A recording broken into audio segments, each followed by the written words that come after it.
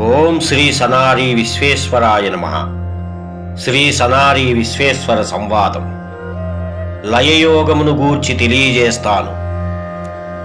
ఏ ఆసనము నుండిన కాయము నిగిడించి బ్రహ్మగాంచుట కొరకే మాయను జందకమేనును వాయువులను గ్రంథులెగయవలసిన లయమౌ.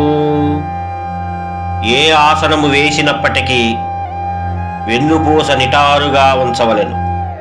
ఆ బ్రహ్మమును దర్శించుట కొరకు మాయకు సందివ్వక దేహమునందు వాయువుల ద్వారా బ్రహ్మ విష్ణు రుద్రగ్రంథులను దాటి ఆజ్ఞాచక్రం నందు దృష్టి నిలిపి చూచుటయే లయయోగము అందురు. రోగముల్ హరించు మాయారూపమిందు చారదే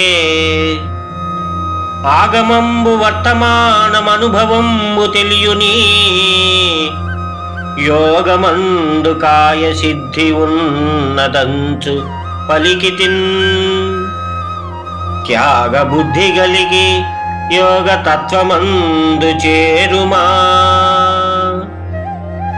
ఈ లయయోగము సిద్ధించిన సాధకునికి సర్వరోగములు హరించుకుపోవును. మాయను జయించును. భవిష్యత్కాలము వర్తమాన కాలము యొక్క రహస్యములు తెలియను. అంతేకాక దేహము వజ్రకాయ సిద్ధి కలుగును. కనుక ఈ యోగము త్యాగబుద్ధి కలిగి యోగ తత్వమునందు చేరవలెను దేవి.